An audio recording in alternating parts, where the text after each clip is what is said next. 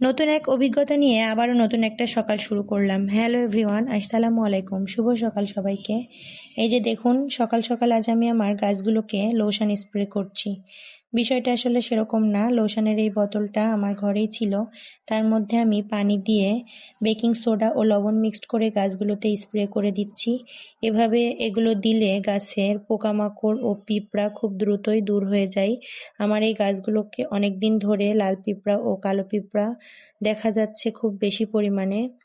তার কারণে আমি এগুলো এখানে এখন স্প্রে করে দিচ্ছি। আশা করি খুব দ্রুতই কাজ হবে। এর আগেও আমি এটা একবার করে দেখেছি।